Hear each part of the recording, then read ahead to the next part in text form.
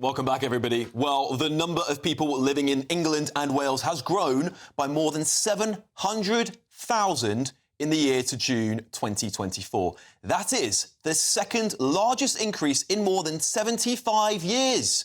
An estimated 61.8 million people are now living in England and Wales, with the change said to be largely fuelled by international migration. Can we sustain this growth? Well, I'm joined by GB News reporter Adam Cherry here. Adam, maybe a silly question. Is that sustainable? No, of course not. Of course not. If you're importing a population the size of what, a city, a Bristol, a Birmingham, something like that, every year, the consequences for infrastructure, healthcare, housing, you name it, schools, jail cells, all of it, you just cannot keep up with it, and we can't. So even if, take housing as one specific example, even if we totally slash the red tape and we relax planning rules, even the most ambitious target could not keep up with a surge that size. A couple of years ago, I think it was even higher. So even if we halve it, that's still a ridiculously large number. Yeah. And the public response to this is obvious. You can feel it. Yeah. I mean, we talk about the Boris wave a lot. Yeah. Then there's been the Wallace wave with the Afghanistani repatriation program. We've got bringing them back here. It's not repatriation, sorry. The bringing them over to this country. Yeah. It's part of the deal we had to protect them and all that stuff. Yeah. And then we've also got this now. It looks like the Rishi wave. Right? I mean, the Tories are absolutely held to rights over this, aren't they?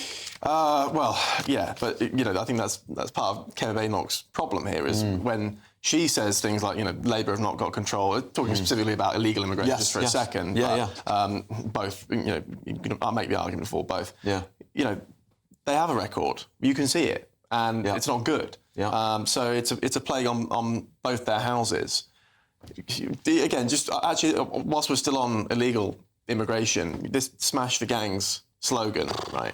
Now, we're a year in, and we had a minister on this morning on the programme, and he was saying, look, give us time. I was like, well, how much more time do they need? How much more time do you need? I suppose that's the argument you make. So, look, I think we're in serious trouble. Yeah. Yeah, I really do as well. I mean, look, how can any country sustain millions of people coming into it? We're not building hospitals. I mean, we heard the health secretary's delaying the hospital builds for another decade. I mean, how can we? I mean, I don't know who sat there in the cabinet office and thought, right, let's bring in 1 million people. How many more homes do we need to build? OK, well, it looks like we built only 120,000 homes that year, and we're bringing in 800,000 people almost. How is the mathematics working in Downing Street? How are these supposedly extremely intelligent people sitting there and saying, this is a sustainable thing we can do, on top of not even fixing the illegal migrant crisis? I suppose they say, again, I just reiterate the argument, they're saying it takes time.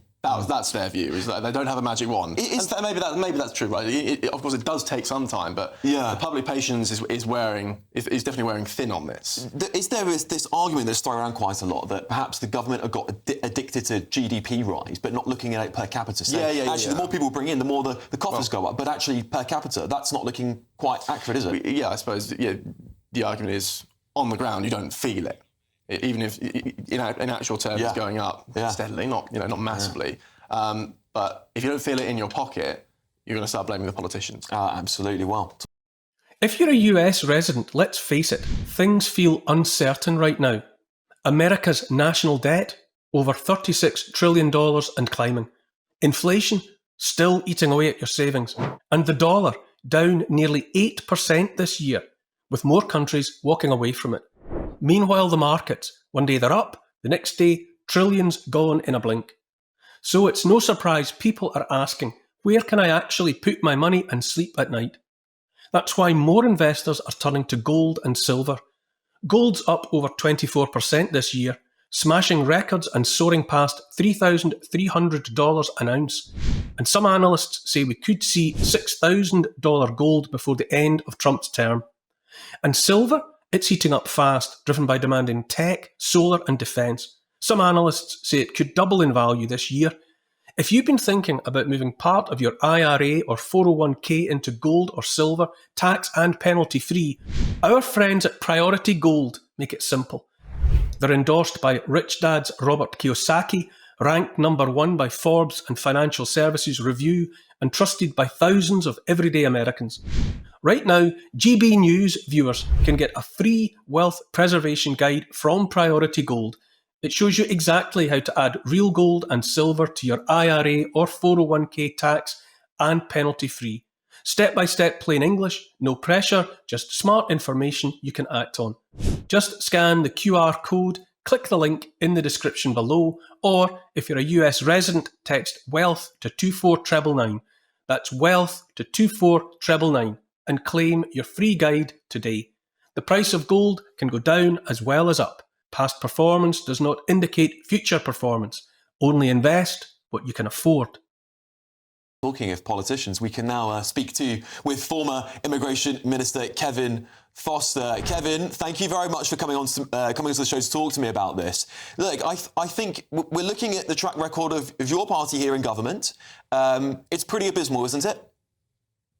Well, these figures are not sustainable. I think we can all agree on that. And what's interesting about this is, of course, this is the year till June 24. There were some quite significant changes made to the migration system in April 2024, which everyone agrees has quite significantly reduced the number of visas being issued.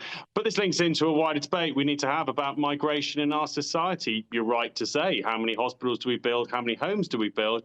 But then on the same side of that, how do we also make sure we fill vacancies in our social care sector, in our NHS? How are we making sure that, we're training the nurses we need in about 6-7 years' time to fill vacancies, which we have an aging population. The UK population is slowly getting slightly older, with life expectancies longer. And that means particularly post 85, most people will be needing some form of support. I suspect someone at least one person now email you saying I'm 90 odd and I don't need any, but most people beyond 85 needs some level of support. So there's a lot of debates here, and it's also links to things like, for example, sorting out social care funding, but that review's been kicked to 2028.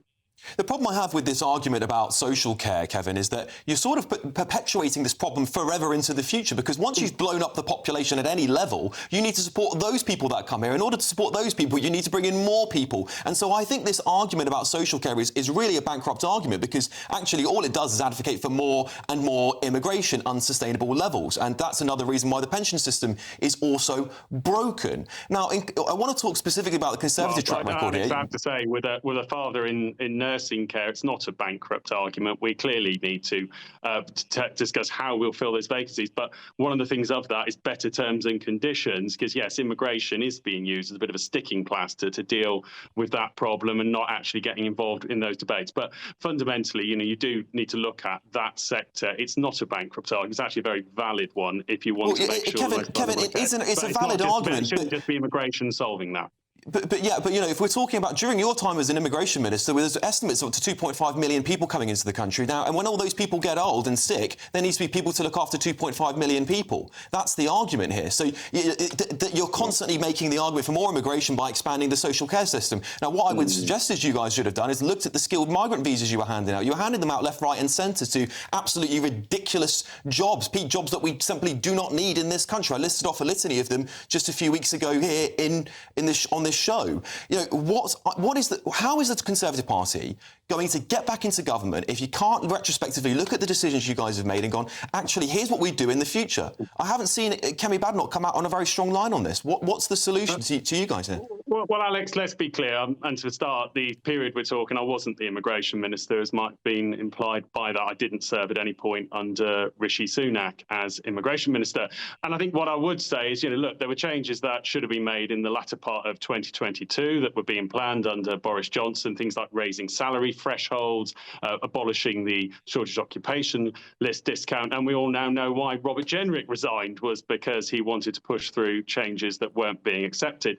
And that is where I think what the party needs to have. And by the way, so does reform. You do need to have credible answers. You can't just dismiss issues in healthcare and say, well, that's all right. No, you can't, and ditto, you give the same way you can't say immigration's the solution to those problems. What you need to say is, okay, how are we going to train nurses? How are we going to train doctors we need domestically? How are we going to get more job seekers to look at sectors where there's vacancies? Perhaps training slightly less philosophers and training slightly more people who can fix things.